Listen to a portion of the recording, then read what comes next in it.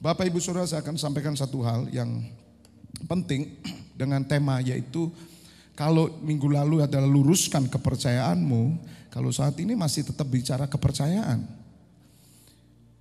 Dan saya mau beri judul kepercayaan yang benar. Ya, kalau mau panjangnya kepercayaan kepada Tuhan, ya, atau kepercayaan yang benar kepada Tuhan itu bagaimana? Nah, Bapak Ibu Saudara, kita baca dulu dalam Roma 4 ayat 13 ya sampai 25. Sebab bukan karena hukum Taurat telah diberikan janji kepada Abraham dan keturunannya bahwa ia akan memiliki dunia, tetapi karena kebenaran berdasarkan apa, Saudara? Berdasarkan iman. Sebab jika mereka yang mengharapkannya dari hukum Taurat menerima bagian yang dijanjikan Allah, maka sia-sialah iman dan batallah janji itu. Karena hukum Taurat membangkitkan murka, tetapi di mana tidak ada hukum Taurat, di situ tidak ada juga pelanggaran. 16. Karena itulah kebenaran berdasarkan iman. Nah, ini garis bawah ya.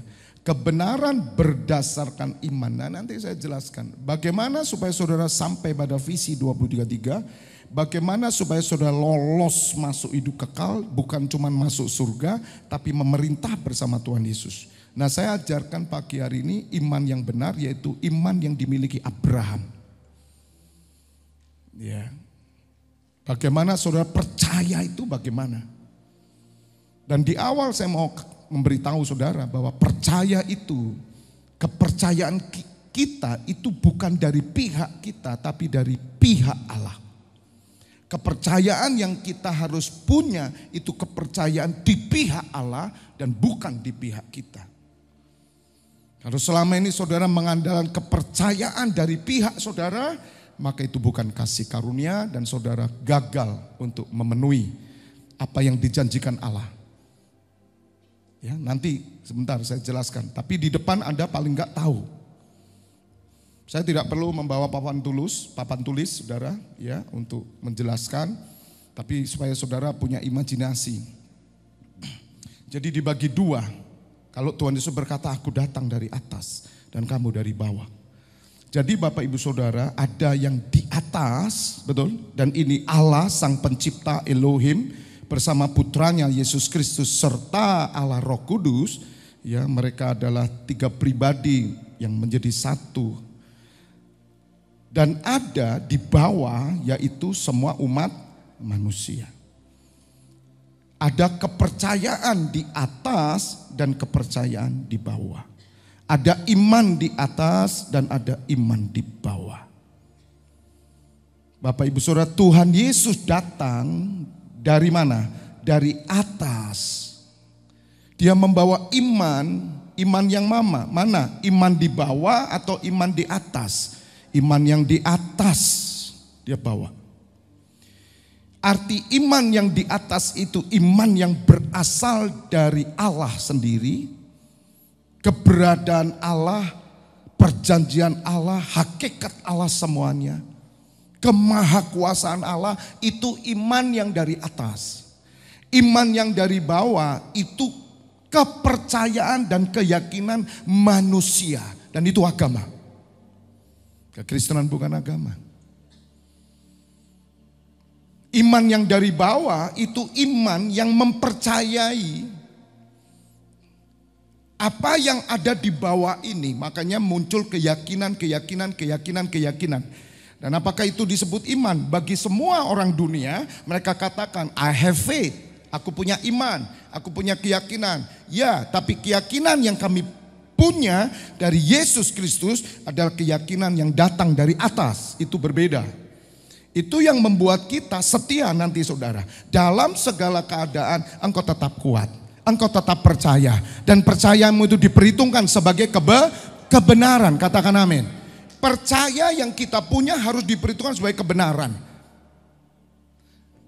Maka kepercayaan saudara harus digantungkan kepada yang di atas, bukan pada diri saudara. Bukan iman yang di dunia.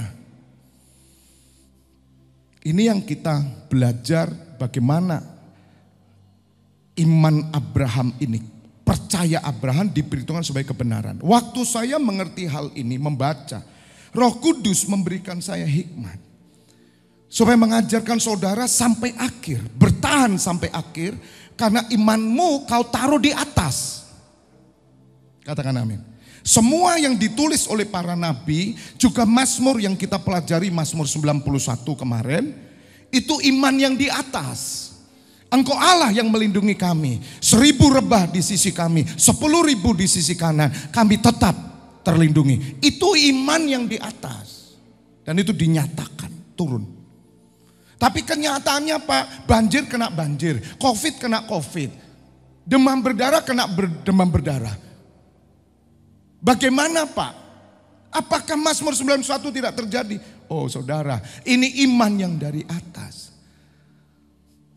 Apapun yang terjadi saudara, saudara harus percaya bahwa Allah itu pelindung kita, bahwa Allah itu yang memelihara kita, bahwa Allah yang menuntun kita, bahwa Allah yang menghalaukan saudara dari setiap tulah, dari setiap kutuk, sakit, penyakit. Saudara harus tetap percaya. Meskipun saudara kena COVID, saudara tetap percaya. Bagi Allah tidak ada yang mustahil. Katakan amin. Itu kebenaran.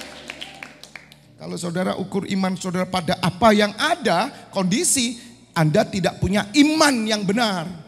Dan percayamu tidak jadi nyata pada waktu Tuhan Yesus datang. Siapa yang rindu?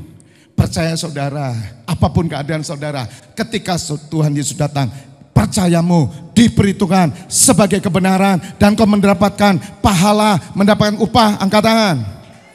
Nah nanti saya jelaskan, kamu mesti kuat.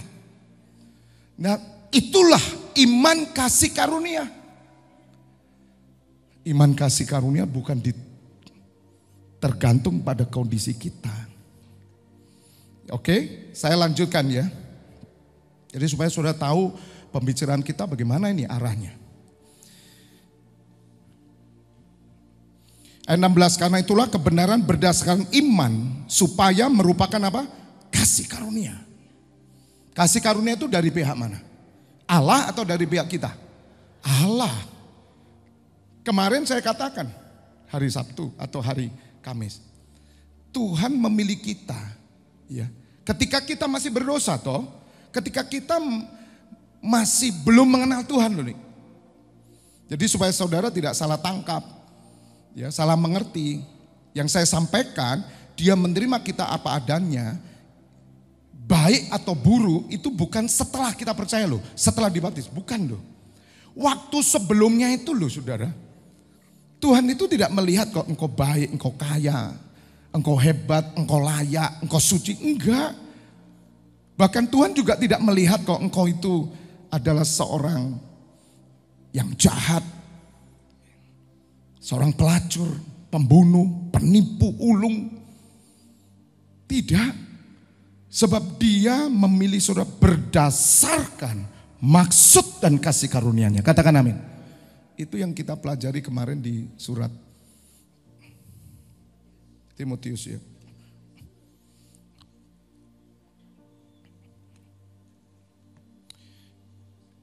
Ada di kemarin di 2 Timotius 1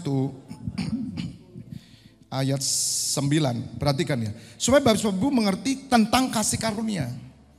Dan percaya saudara harus dalam kasih karunia. Bukan dari saudara. Dialah yang menyelamatkan kita dan memanggil kita dengan apa saudara? Panggilan kudus. Saya dulu siapa? Kita siapa? Mungkin kita orang-orang baik, tidak pernah nipu orang. Bagaimana dengan orang-orang yang ada di penjara? Bagaimana orang-orang yang hidupnya dilokalisasi? Orang yang sudah hancur hidupnya. Tapi perhatikan saudara, Dia memanggil kita, menyelamatkan kita dan memanggil kita dengan apa? Panggilan kudus. Panggilan kudus itu dari pihak Allah. Bukan dari pihak saudara. Engkau enggak benar. Engkau jahat. Makanya Bapak Ibu Saudara. Justru orang-orang yang mantan penjahat. Yang tahu dirinya ini rusak. Tidak layak. Ketika pilihan Tuhan turun atas orang ini akan dipakai Tuhan dengan luar biasa. Karena mereka merasakan. Aku enggak layak, berbeda sama orang baik. Makanya sukar orang baik bertobat. Lebih mudah orang jahat bertobat. Itu Tuhan Yesus katakan. Makanya Tuhan Yesus berkata, aku datang bukan untuk orang baik. Bukan untuk orang benar. Tapi aku datang untuk orang berdosa. Siapa orang berdosa? Kita dulu. Tiba-tiba pilihan Allah turun atas kita. Kita kemudian bisa buka hati dan kita bisa menerima Yesus Kristus sebagai Tuhan. Padahal kita tahu Tuhan, aku gak pantas, aku gak layak. Kenapa saudara tahu kalau saudara tidak pantas, tidak layak? Karena saudara ada di bawah hukum Taurat. Jangan kamu mencuri, jangan kamu berzina, jangan kamu tidak menghormati orang tuamu, jangan menyembah berhala dan lain sebagainya. Saudara tahu itu dosa. Dan saudara tetap menjadi orang berdosa dan saudara mulai memakai faith saudara, iman saudara untuk saudara bisa diselamatkan. Bagaimana mungkin? Itu agama. Katakan amin yang mengerti. Itu agama. Dan kita semua berusaha mencari dengan segala keyakinan. Kita mencoba supaya kita bisa diselamatkan. Kita pakai iman. Kalau ditanya, kamu punya iman? Punya, saya punya iman kepada Allah. Iman dari mana kamu itu? Dari keyakinan orang berdosa. Keyakinan orang berdosa selamanya tetap dia orang berdosa. Tidak bisa iman keyakinan orang berdosa dapat menyelamatkan, mana mungkin. Tetapi iman yang kita punya, keyakinan yang kita punya, kita orang berdosa, kita tidak layak. Tetapi kasih karunia Allah turun atas kita sehingga kita bisa percaya, bertobat, menerima Yesus Kristus sebagai Tuhan. Itu iman yang datang dari atas, turun atas saudara. Dan iman itu yang akan membawa saudara kepada kekekalan. Pegang iman itu, jangan buang iman itu. Pegang terus sampai mati. Itu iman datang dari atas, saudara. Itu kasih karunia. Amin. Itu yang kita mesti ngerti. Karena tidak bisa seorang percaya kepada Yesus Tuhan selain oleh Roh Kudus. Selain Bapa memanggil orang itu datang. Jadi kalau ditanya, kamu percaya Tuhan Yesus? Kamu dari iman mana? Keyakinan mana? Ya keyakinan saya, Pak. Salah. Iman yang saya terima itu iman yang datang dari atas. Karena saya tidak pantas, seperti Rasul Paulus berkata, aku hina. Aku telah membunuh, menganiaya jemaat Allah. Tetapi bukan karena aku, tapi kasih karunia Allah. Aku ada sebagaimana aku ada sekarang. Dalam 1 Korintus 15 ayat 9 sampai 10 itu ayat emas saya, saudara. Tolong buka. Nah ini yang saya ajak imam-imam saya ini. Ya, anak-anak rohani saya ini. Saudara harus pakai iman ini. Bukan keyakinanmu loh. Bukan imanmu itu loh. Bukan loh. Dan saudara akan selalu melimpah dengan ucapan syukur. Rasul Paulus berkata, karena aku adalah yang paling hina dari semua rasul. Hina, saudara.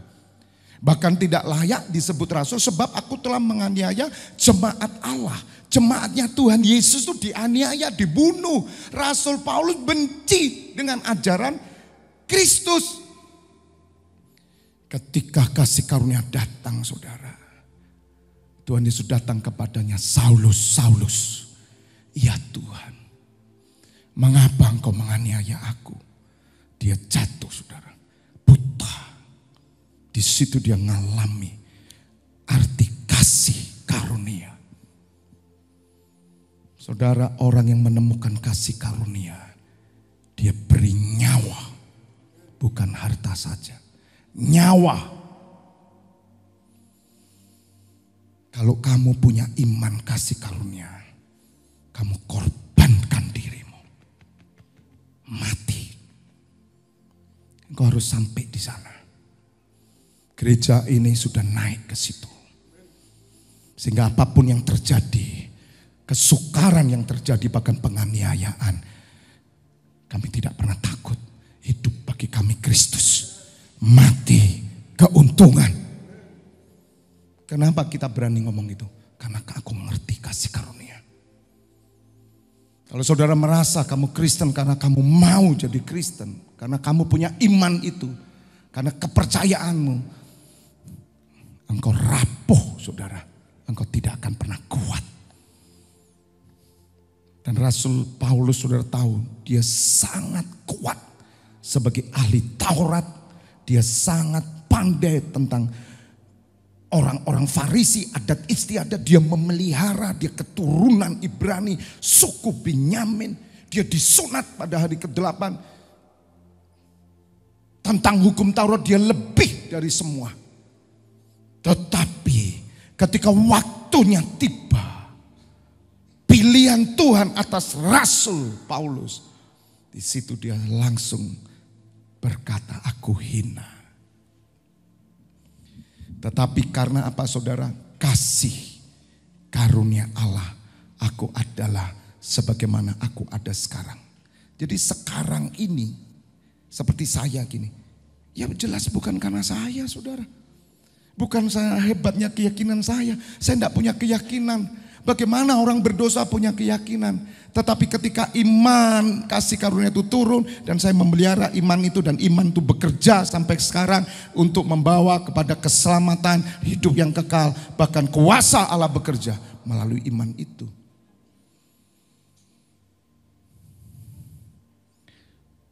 Dan kasih karunia yang dianugerahnya kepadaku tidak apa saudara? Sia-sia. Waktu saya bertobat tahun 98, ayat ini ayat emas saya saudara. Tuhan, saya bilang, orang Kristen lain yang sudah lama Kristen, mereka loyo, mereka suam-suam kuku, mereka ibadah seenaknya, pelayanan seenaknya. Tapi aku Tuhan, aku tidak pernah membuat kasih karuniamu sia-sia. Sebaliknya, saudara, aku telah bekerja lebih keras. Maka kalau saudara lihat saya kerja keras untuk Tuhan, karena saya tahu saya hina. Tapi iman kasih karunia turun kepada saya harus melakukannya. Katakan amin. Ini tulisannya terlalu lebar jadi kehilangan kata satu. Sebaliknya aku telah bekerja lebih keras. Dari mereka semua siapa? Rasul.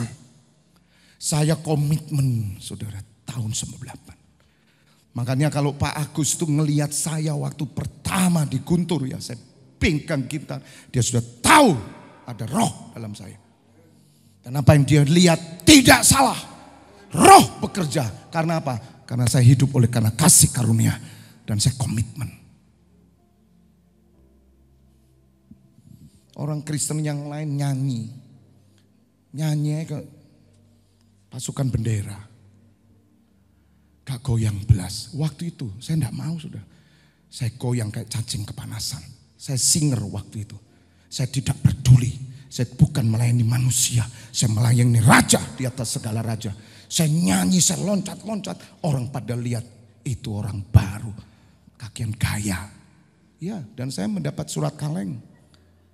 Saya tidak pernah seumur hidup tahu surat kaleng. Saya pikir surat kaleng itu kaleng dilempar kelundung-kelundung ke rumah saya. Tidak saudara. Yang menyaksikan diaken ada. Di salon saya dikirim surat. Kamu itu kakian gaya. Masih baru. Gerejamu angkat tangan. Bahasa roh aja enggak bisa. Bayangkan saudara. Saya tahu saudara, roh kemuliaan ada pada saya. Sejak saya bertobat. Dan saudara melihat hasilnya hari ini. Bahwa roh kemuliaan tetap ada di dalam saya. Lo sungguh lo saudara. Saya enggak main-main karena ayat ini. Makanya kalau saudara mengerti iman ini. Loh saudara. Seperti Sadrak Mesat Abednego. Dijawab enggak dijawab. Dia tetap percaya. Karena imannya dari atas. Katakan amin. Iman yang dari bawah itu iman yang kondisional. Peduli amat. Katanya ikut Tuhan Yesus bisa punya mobil. Ternyata sepeda motor aja enggak punya. Loh apa hubungannya dengan iman?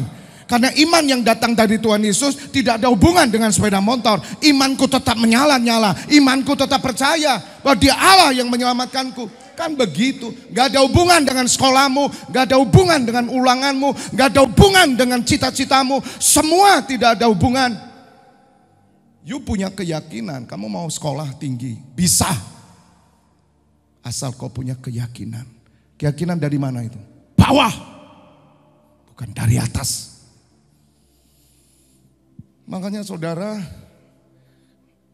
motivator kelas dunia itu yang melahirkan Tung Desem yang terkenal, anak Tuhan itu Tung Desem. Dia seorang motivator Indonesia. Mahal saudara. Ya puji Tuhan saya pernah potong rambutnya. Tapi saya tidak tahu apakah Pak Tung Desem punya iman yang dari atas, saya tidak tahu. Tapi saudara dia belajar dari seorang ateis. Itu bisa menghasilkan duit miliarder loh sekarang. Belajarnya kepada siapa? Anak Tuhan, bukan ateis. Dan dia diajar untuk punya faith yang dari bawah. Dia ajari yes I can. Bisa? Saudara, gurunya yang paling tinggi lagi itu mati bunuh diri. Loh ya saudara, karena apa? Karena dia merasa bahwa dia nggak bisa dapat apa yang dia peroleh. Yes I can-nya, kemudian dia bunuh diri, dia pikir nanti yes I can, oke di dunia ini nggak dapat, nanti mudah-mudahan di sana saya dapat. Ya dia ketemu setan saudara di neraka.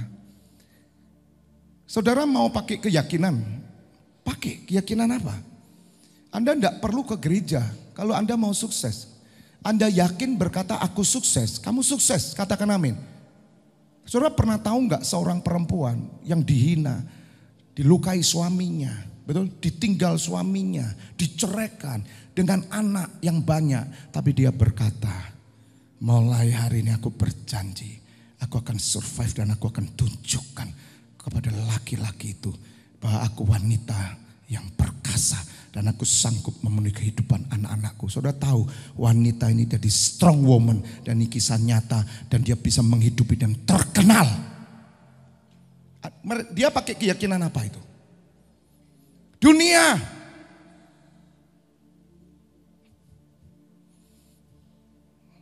Jangan keliru saudara. Anda tidak perlu ikut Tuhan Yesus kalau kamu mau sukses. Ikut Tuhan Yesus itu menderita. Meskipun kamu tidak sukses di dunia tapi kamu mendapatkan warisan kekal sebab kamu adalah anak-anak Allah. Katakan amin. Katakan amin. Katakan amin. Amin atau aman? Coba berubah. Kamu jangan nyampurin kesuksesan dunia dengan kesuksesan surga. Berubah. Keyakinanmu berubah. Ngerti sekarang? Kenapa sih Tuhan kasih iman kita?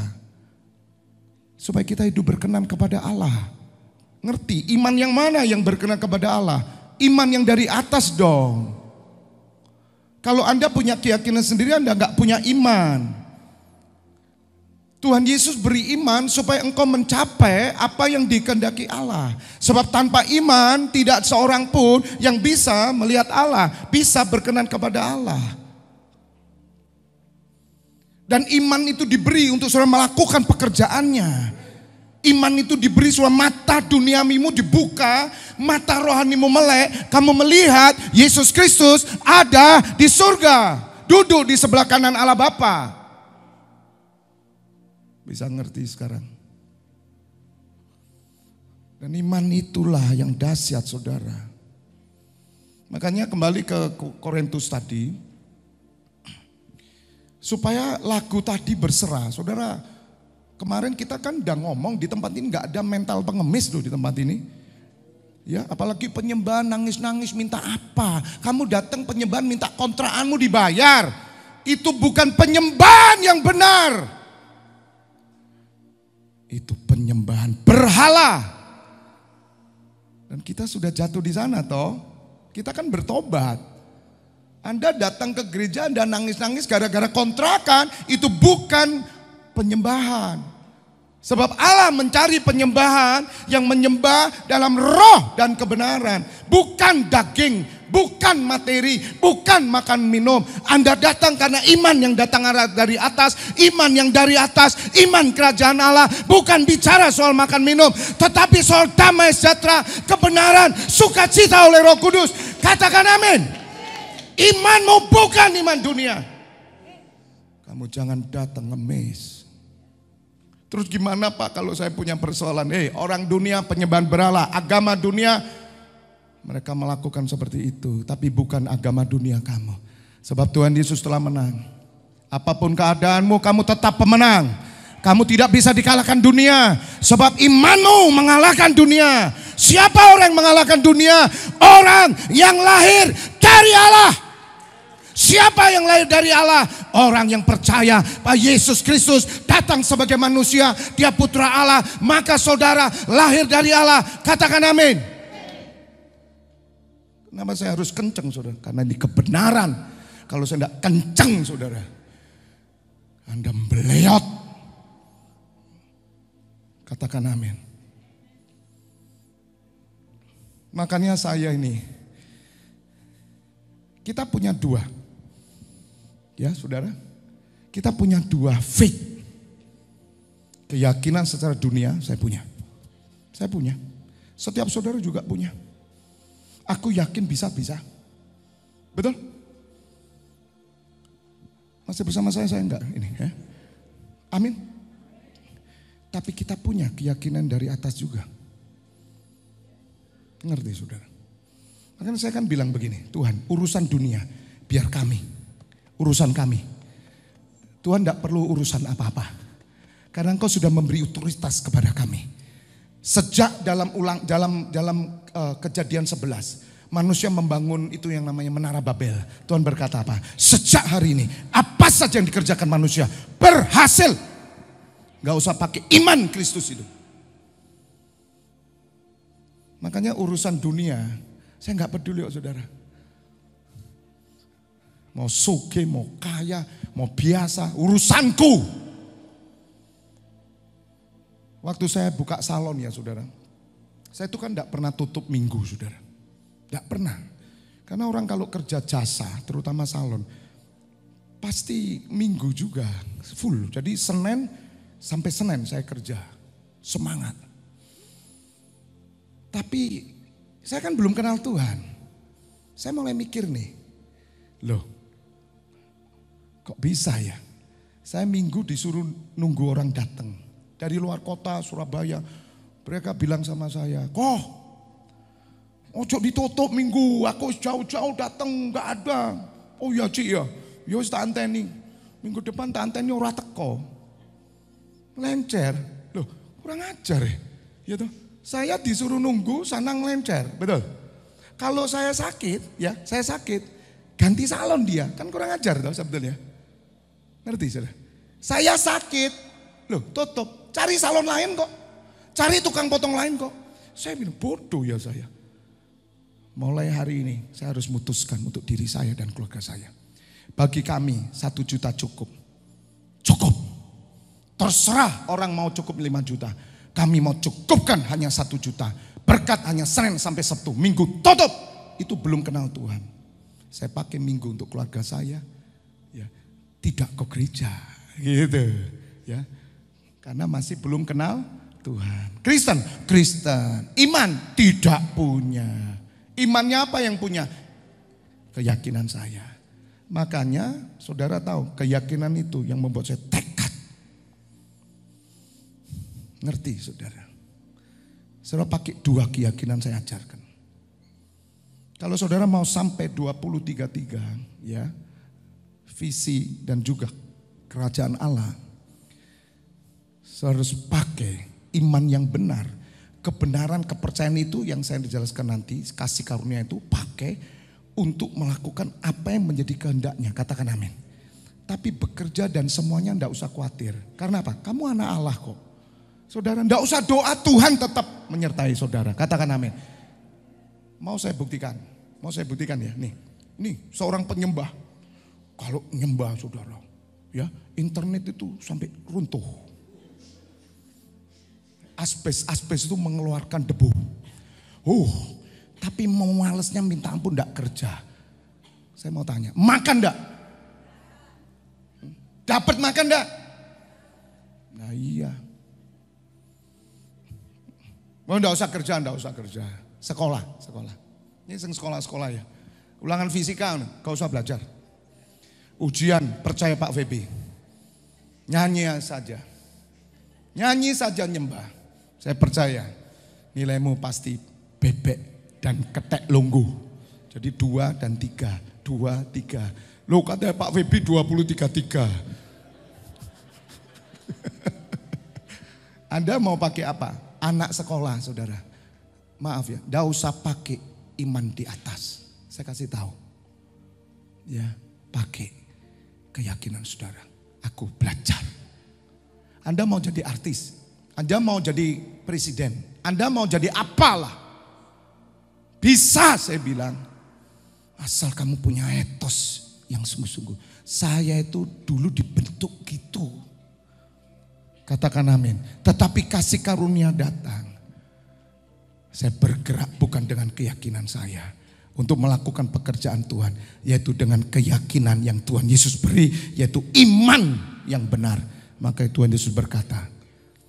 Barang siapa percaya kepadaku. Ia akan melakukan pekerjaan-pekerjaan yang aku lakukan. Bahkan pekerjaan yang lebih besar daripada yang aku lakukan. Yang mengerti katakan amin. Bisakah pekerjaan Tuhan Anda pakai dengan iman saudara?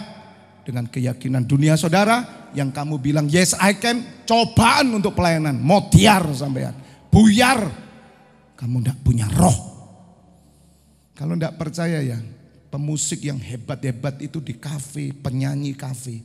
Kalau dia tidak full of spirit. Suruh naik sini nyanyi. Geblak saudara, tidak kuat. Saya punya kesaksian. Orang ngedram saudara, dia bilang, Pak beda kalau di gereja. Di gereja Anda jangan ngandalkan kepintaranmu. Di gereja jangan ngandalkan keyakinanmu. Andalkan roh Tuhan, andalkan keyakinan kepada Allah. Maka engkau disanggupkan untuk melayani dia. Sebab dia Allah yang roh menyembah dalam roh dan kebenaran. Kalau saudara kerja di pabrik mau pakai apa? Penyembahan apa pakai skill? Skill apa skill? Iku Mbak Naning ngontel sepeda pakai penyembahan apa skillmu? Hah? Gak bisa berdoa. Papa sampai di Janti. Ting sampai. Edan kowe suwe-suwe. Iki muridnya sapa iki? Oh pantas. Dari mana? Janti yo. Wancane Janti ora tok ngene kabeh. Dia harus pakai keyakinan dia. Ngerti? Walaupun ada orang tidak sampai pada keyakinan dunia. Hidup di dunia. Maaf saudara, bodoh. Tidak apa-apa. Asal kamu anak Tuhan. Ngerti saudara? Kamu tidak pinter ngatur duit, goblok. Tidak apa-apa. Kancane ngono aja ngene awakmu. Wis gak iso diapa-apakno. Lo ada orang pinter, ada orang bodoh kok ya fit ya. Ya ada orang ngatur hidup. Gak apa-apa saya bilang. Udah jalani aja lah. Pokok bisa makan, bisa minum. Enak, gak ngerusoni orang. Gak nyusahin orang. Tapi kau punya iman yang datang dari atas. Engkau pakai iman itu. Engkau sampai kepada Yesus Kristus Tuhan. Katakan amin. Orang Kristen bilang, goblok anjone kon niku baba. Enggak jauh mangan awakmu. Orang itu yang pinter ngatur. Lah iso aku dari dulu gak iso ngatur. Lah apa? Lah bapak ibuku ya gak sekolah. Ya toh. Cuci tangan gak pernah cuci tangan aku. Gosok gigi gak pernah. Paling awu tak tarik gara-gara. Selesai. Emang gue pikirin. Ada orang pelayanan di desa. Mungkin mereka gak ngerti cara mengelola apapun. Tapi mereka punya iman yang datang dari atas. Mereka selamat. Dan mereka akan dipakai oleh Allah. Yo Pak Subari. Itu ngerti. Ini yang Tuhan ajarkan saudara. Supaya saudara tidak goyah. Karena umat Tuhan itu tidak ngerti cara gimana mencapai yang kerajaan Allah. Jadi hidupnya ruwet. Di dunia aja ruwet ya. Ya. Dia tidak punya imannya kerajaan Allah. Bagaimana mungkin saudara. Sehingga hidupnya ya gitu terlunta-lunta. Tidak pelayanan, tidak ke gereja, tidak ibadah, tidak jelas, tidak kenal Tuhan. Isine utek duit tok ae. Bayar utang tok ae. Kapan sih kon gak utang lho? Ya pakai kaos kutang, Pak. Ya silakan 5 gitu loh. Kenapa kita ruwet dengan hal itu? Karena kamu gak ngerti kebenaran. Katakan amin. Tepuk tangan dulu buat kebenaran. Tolong pemusik ya. Sebentar kan kita perjamuan kudus dan rapat ya. Saya mau tunjukkan nanti sore juga saya lanjutkan terus. Jadi Bapak Ibu Saudara, tetapi karena kasih karunia Allah aku adalah sebagaimana aku ada sekarang. Dan kasih karunia yang dianugerahkan kepadaku tidak apa saudara? Tidak sia-sia saudara. Kenapa tidak sia-sia? Karena Paulus tahu siapa dirinya, aslinya tahu. Sehingga yang dia pegang bukan keyakinan dia untuk melayani Tuhan, tapi dengan iman kasih karunia itu. Amin. Urusan, maaf saudara, makan minumlah urusanku. Saya nggak peduli saudara, nggak urusan. Bagi kami sekeluarga cukup 1 juta cukup. Makanya kan saya ajarkan bagaimana mencukupkan diri dengan apa yang ada padamu. Jangan ditipu oleh setan. Kamu ngeridit barang, ya kamu jelas tidak bisa bayar, hidupmu hanya berkutat bayari barang tok. Ditanya, kenapa Anda ibadah? Anu ya Pak, cicilan si akeh Pak. Salahmu kon sing mencicil loh. Ada orang hidup kok senang utang loh, aku heran. Lah lopo? Wah kalau udah utang gak semangat Pak. Goblok iku jenenge. Ya toh, Anda kok mau diperbudak itu loh sama uang. Kalau orang dunia monggo silakan. Tapi anak Tuhan hamba Kristus, kamu tidak pernah diperbudak siapapun. Di sini tuh sarungan boleh datang. Pak gak punya celana kayak Pak Febi tuh ini sarung. Ndak apa-apa. Asal jok melorot. Ngerti? Sandal japitan ndak apa-apa, ndak apa-apa. Anda gara-gara pengen cari sepatu ninggalkan ibadah. Markir di pinggir jalan ya sampai malam. Tuhan Yesus datang, kamu jadi tukang parkir di neraka. Gitu loh, kok bodoh-bodoh sekarang saudara. Karena mereka ndak ngerti seperti Rasul Paulus. Mereka tidak punya iman kasih karunia yang datang dari atas. Mereka pikir keyakinan dia dipakai untuk percaya Yesus Tuhan. Bisa. Ora iso. Makanya model jadi kayak gitu itu ya. Orang yang punya keyakinan dirinya untuk percaya Tuhan Yesus. Ya modelnya model Kristen duniawi ini. Tidak ada muncul Timotius. Muncul orang seperti Yesus Kristus. Sebaliknya telah bekerja lebih keras. Sebaliknya aku telah bekerja lebih keras daripada rasul semua. Tetapi bukannya aku, melainkan apa? Kasih karunia Allah yang menyertai aku. Kasih karunia yang dia terima sejak Rasul Paulus ketemu Tuhan Yesus. Itu berjalan terus. From grace to grace. Di sini loh saudara, engkau boleh nyanyi. Ku berserah. Anda tahu berserah apa? Bukan ngemis.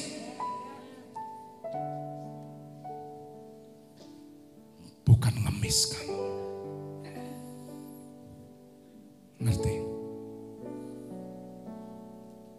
Anda datang sini lepas semua kebutuhanmu. Taruh di luar. Taruh di ransel. Tuhan urusanku ini. Taruh. Aku datang hanya untuk menyembah Engkau. Karena Engkau layak disembah. Karena Yesus Kristus layak diagungkan, ditinggikan. Tanpa motivasi apapun. Cari jodoh. Taruh di depan dulu jodohmu. Baru nanti setelah menyembah. Saudara melangkah keluar. Anda nyanyi. Ku berserah. Ku berserah. Saudara percaya. Ambil ranselmu.